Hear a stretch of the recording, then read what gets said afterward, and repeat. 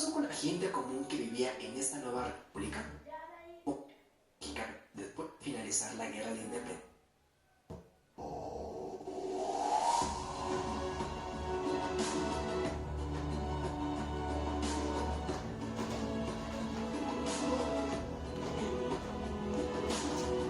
La Guerra de Independencia Mexicana es un evento muy importante que debemos de reconocer, pues sin ella México y muchos otros países latinoamericanos no existirían.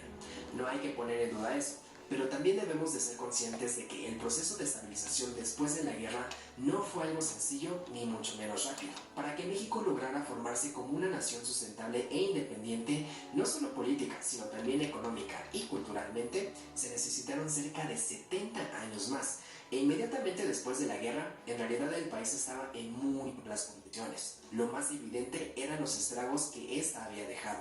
A lo largo de todo el país era posible encontrarse con familias que perdieron a sus seres queridos, construcciones destruidas o abandonadas producto de las municiones empleadas, pueblos que quedaron completamente deshabitados e incluso antiguas zonas de batalla con cuerpos de soldados caídos, las cuales a su vez produjeron graves enfermedades infecciosas. Además, el tener un campo poco productivo y una industria muy dañada y aún controlada por empresas españolas ocasionó que los primeros años del México independiente fueran realmente oscuros para la población general.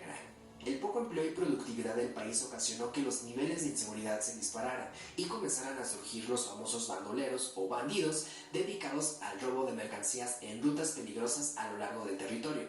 Y por si fuera poco, a pesar de que uno de los objetivos de la Guerra de Independencia era lograr igualdad entre todos los habitantes, sin importar su lugar de nacimiento o familia originaria, México heredó de la Nueva España una terrible desigualdad social que lamentablemente aún persiste hasta nuestros días. Las clases bajas y altas estaban muy marcadas y diferenciadas incluso por el color de piel, el idioma y la vestimenta, como mencionan varios de los relatos de la época. En el desarrollo urbano de las ciudades, las clases sociales también se vieron bastante diferenciadas.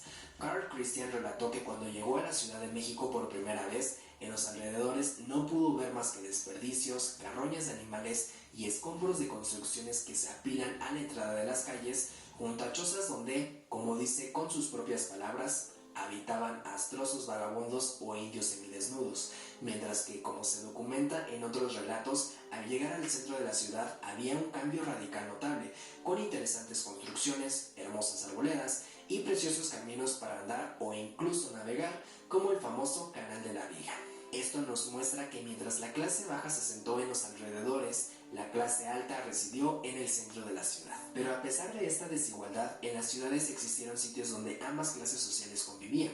Uno de ellos, muy reconocido por quienes relataron su vida en la época, fueron los mercados, donde se cuenta que era posible ver una mezcla de personas impresionante, escuchar a la persona de origen español preguntar por un producto, a un comerciante gritando en medio de un regateo y a indígenas platicando en sus lenguas originarias. Otro sitio donde todos convivían sin distinción fueron las iglesias. Muchos extranjeros se sorprendían al ver que, a diferencia de sus países, en México no existían separaciones de los asientos por clase social, sino que todos se sentaban mezclados sin importar su procedencia. Y ya que hablamos de las iglesias, es importante mencionar que México, inmediatamente después de la Guerra de Independencia, no fue un país laico, sino que tuvo como única religión oficial y permitida la católica, lo cual influyó en el estilo de vida de los mexicanos de la época. Desde luego no podemos generalizar porque siempre pueden haber excepciones, pero de manera general la población tenía la rutina de asistir a la misa por las mañanas y después realizar sus actividades durante el resto del día. Además, si un carruaje de la iglesia o una figura importante de la misma transitaba por las calles, todos tenían la obligación de guardar silencio, quitarse los sombreros y, en ocasiones, arrodillarse hasta que el mismo terminara de pasar frente a ellos. Y muchas veces habían personas que iban junto al vehículo encargadas de hacer respetar esta regla. Desde luego, las iglesias anunciaban la hora con sus campanarios, definieron muchos de los días oficiales de descanso, entre otras cosas. Entre todos los problemas que habían, la gente aún así encontraba maneras de entretenerse y pasar un buen rato.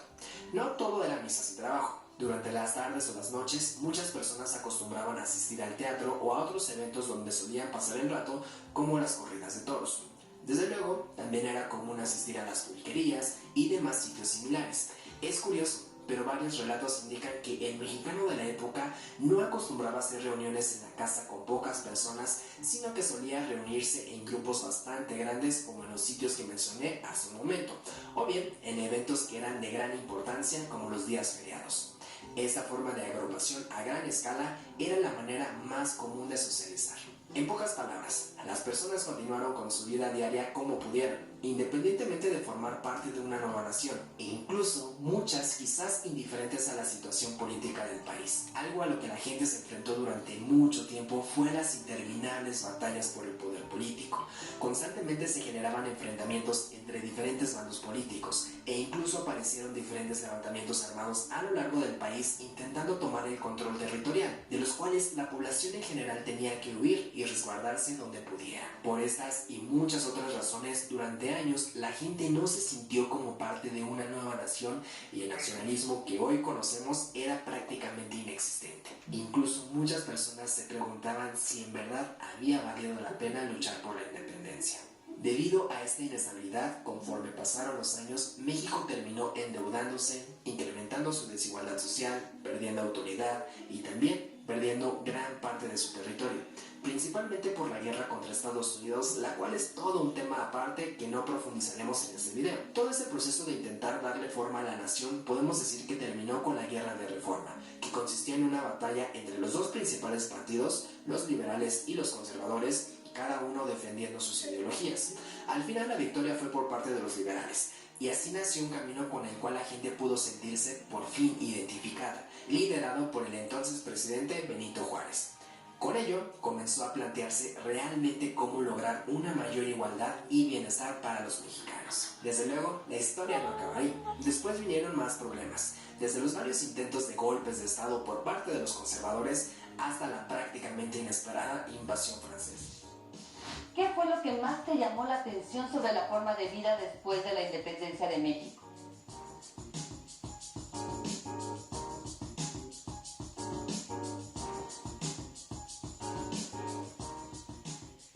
¿Qué diferencias encuentras entre esa época y la de ahora?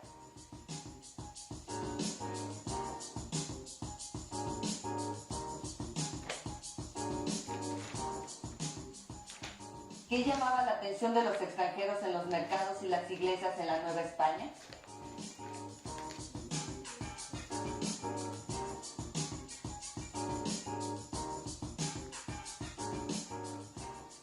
Elabora una pregunta sobre este tema.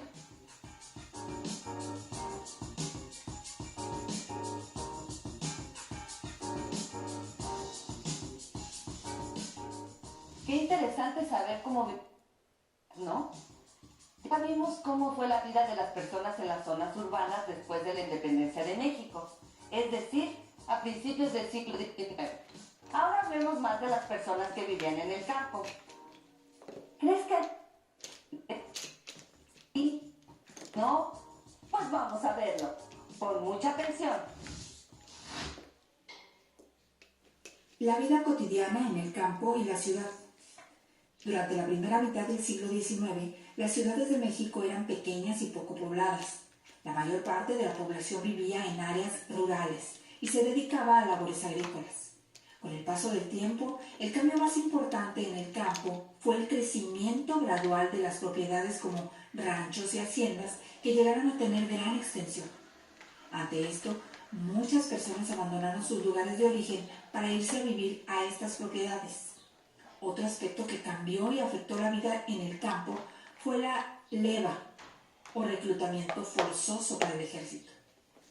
Debido a esta práctica, numerosos campesinos fueron obligados a dejar sus labores cotidianas para servir en filas militares, lo cual causó la desintegración de familias y poblados. En las ciudades, la vida cambió poco a poco. En buena medida, las personas continuaron desempeñando los oficios y las actividades del virreinato. La mayoría eran jornaleros, vendedores ambulantes, artesanos o trabajaban en el servicio doméstico. También había, en menor cantidad, empleados públicos, comerciantes, tenderos, funcionarios, militares, profesores, médicos, abogados, sacerdotes y monjas. Un fenómeno que comenzó a observarse en algunas ciudades fue el aumento de la población proveniente del campo que desempeñaba diversos oficios como aguadores, vendedores ambulantes o cargadores en los mercados. Otros, debido a las circunstancias, se veían obligados a convertirse en limosneros. En las ciudades e incluso en los pueblos más grandes del país circulaban periódicos y revistas, y la gente comentaba los asuntos del día.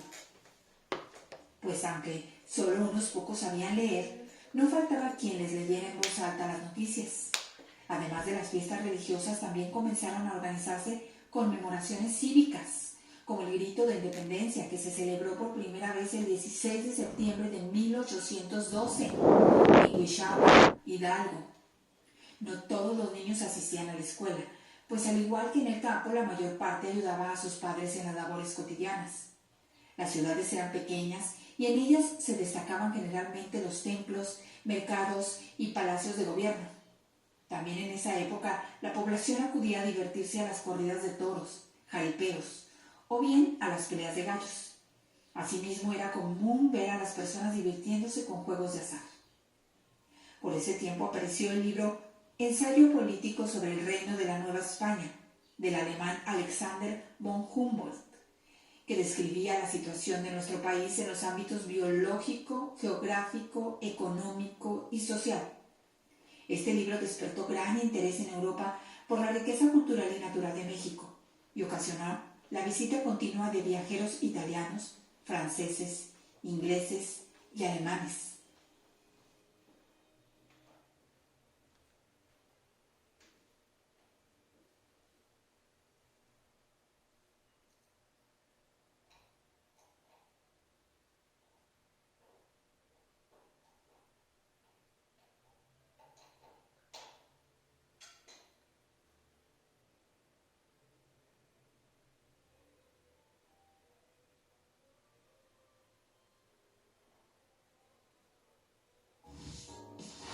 Además de responder las preguntas que se encuentran en el propio video, te invitamos a responder estas otras 3. Así aprenderás más. ¿Cuál fue el cambio más importante que se dio en el campo?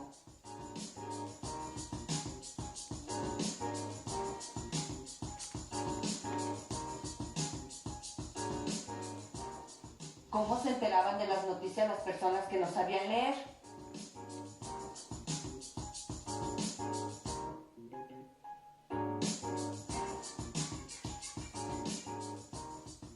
¿Cuál era la situación de los niños y las niñas en esa época?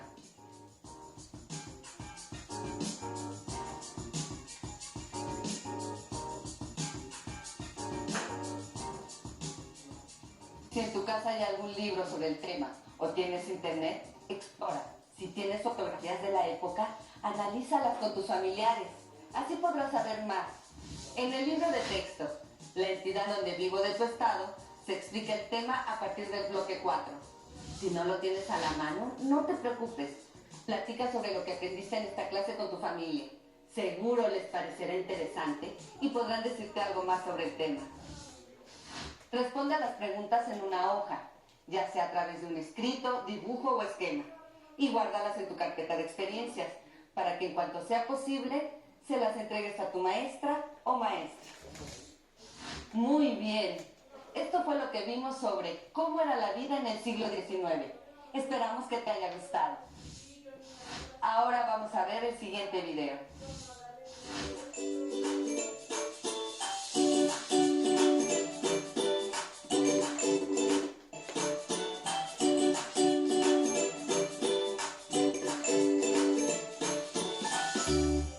Hola, mi nombre es Fernando Mejía y en esta ocasión vamos a trabajar una pausa activa relacionada con el movimiento de nuestros segmentos corporales.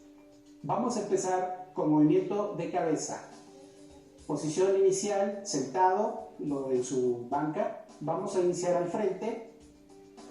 Regresa posición inicial al centro, atrás y al centro. 8 tiempos. Empezamos. 1, 3, 4, 5, 6, 7 y 8. Ahora nos vamos con la parte de los brazos. Vamos a iniciar con los brazos abajo y a un costado.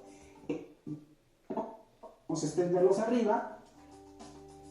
número 2 abajo en 8 tiempos. Lo hacemos 1, 2, 3, 4, 5, 6, 7, 8. Es importante llevar el ritmo.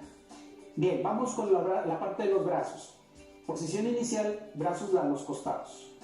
Número 1 a los hombros, número 2 extiendo al frente, número 3 a los hombros y número 4 abajo a los costados. Iniciamos 8 tiempos. 1, 2, 3, 4, 5, 6, 7 y 8. Bien, ya tenemos 2 movimientos. Ahora, vamos con el tercero. Vamos a colocar las manos en las rodillas y vamos a extender primero pierna derecha, regresa a su posición inicial y después pierna izquierda. Lo contamos en 8 tiempos. ¿Listo? Ya. 1, 2, 3, 4, 5, 6, 7 y 8. Este movimiento lo podemos trabajar desde preescolar. Para nivel primaria y secundaria ya lo podemos modificar un poquito este movimiento y podemos hacerlo con ambos pies. 1, 2, 3, 4, 5, 6, 7 y 8. Es muy importante que estos ejercicios lleven un ritmo. ¿Cuál sería la variante? Meterle música de 2/4 o también podemos hacer equipos divididos por fila, donde los alumnos lleven la primera fila, primer movimiento, segunda fila, tercero. Así sucesivamente podemos alternar. Esto pueden hacer las variantes ustedes con sus ideas que tengan y con la creatividad que ustedes puedan incluir.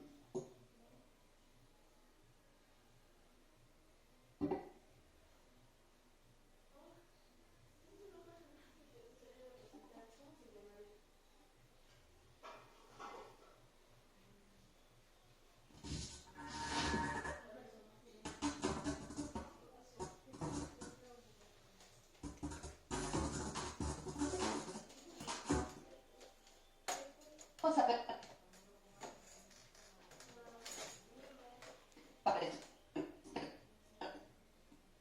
Tenemos algunas preguntas. Un poco más sobre lo que aprendiste.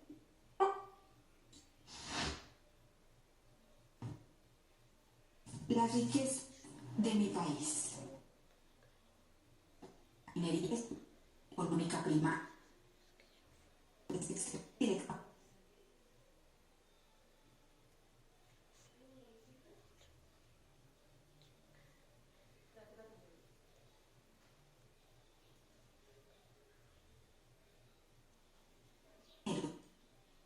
En minerales metálicos y energéticos. Los minerales metálicos son productores de calor. Entre los minerales metálicos metálicos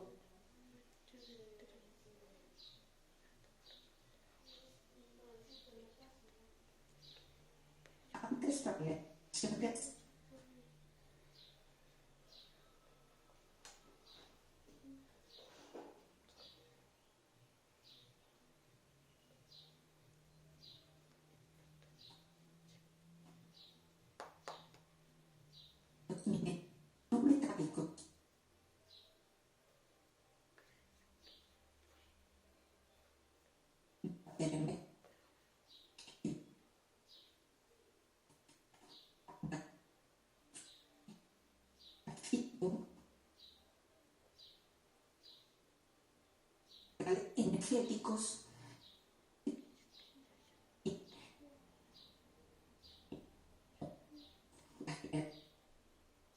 industria, petróleo, el uranio.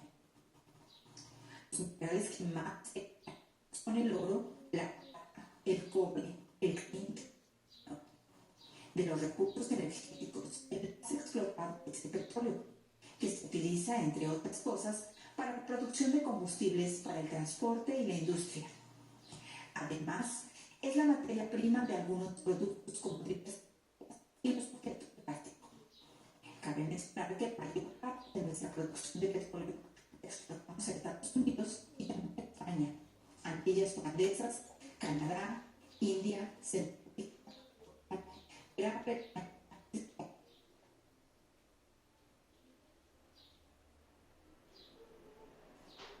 Respecto al carbón, en otros países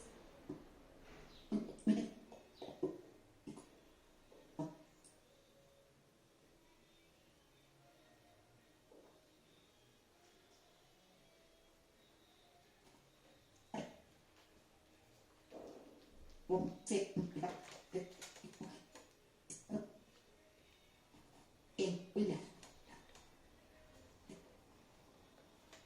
este de México. Sí.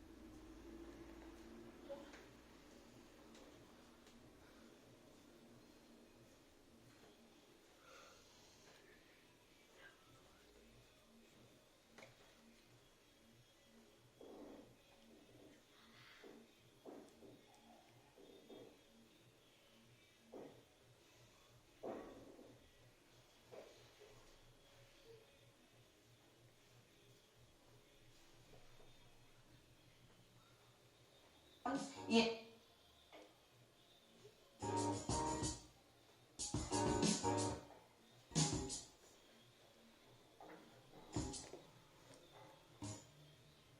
será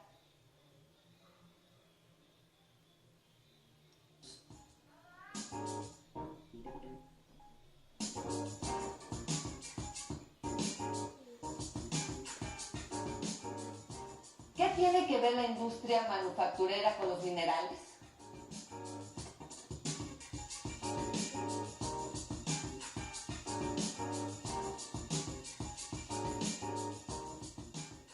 Seguramente te habrás quedado interesado en saber si en tu estado hay yacimientos y de qué. Por eso te invitamos a ver el siguiente video.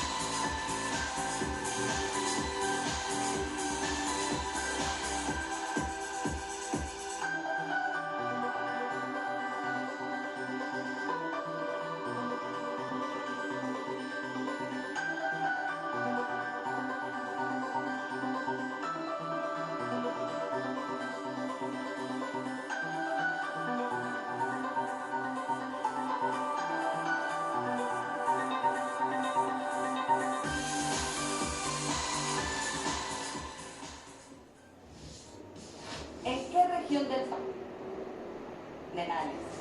¿Norte, centro o sur?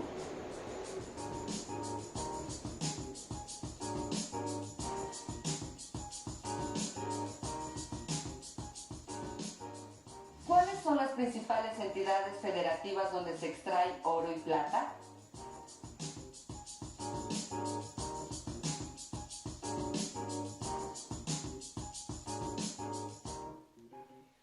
¿Qué minerales se extraen en tu estado?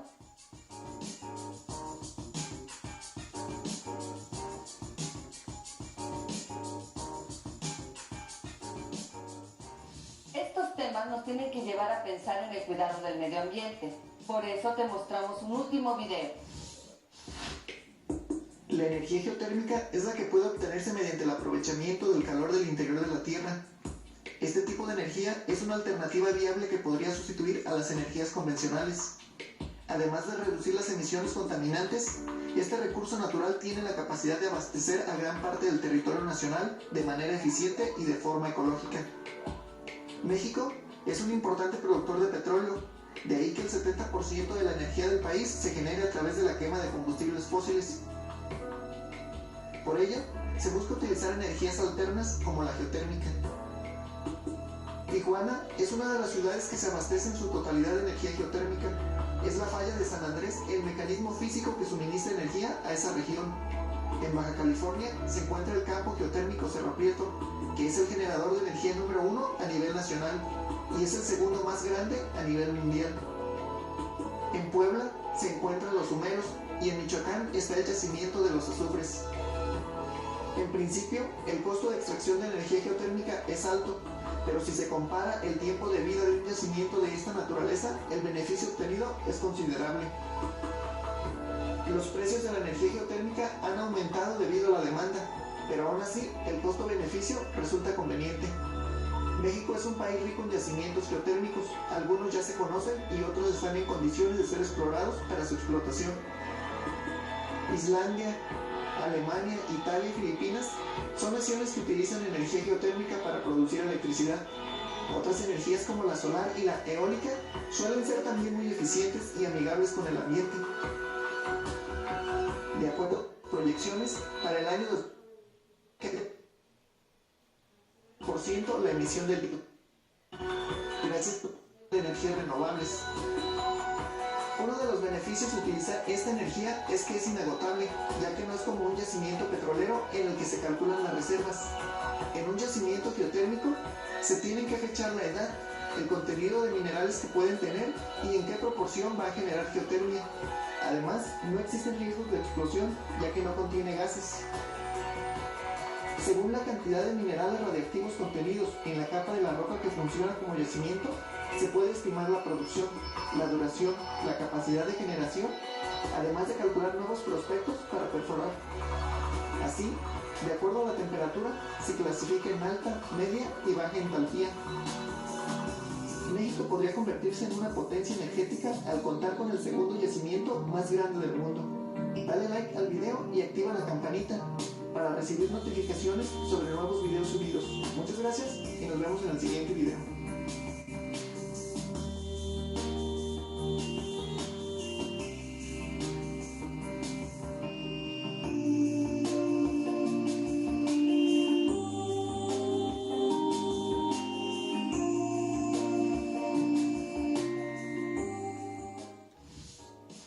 ¿Por qué la energía geotérmica es considerada una alternativa viable para sustituir las energías convencionales?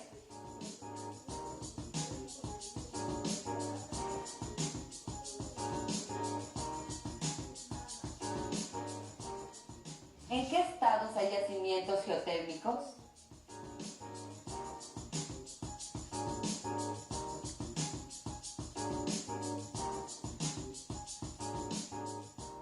¿Cuál es uno de los beneficios de usar energía geotérmica?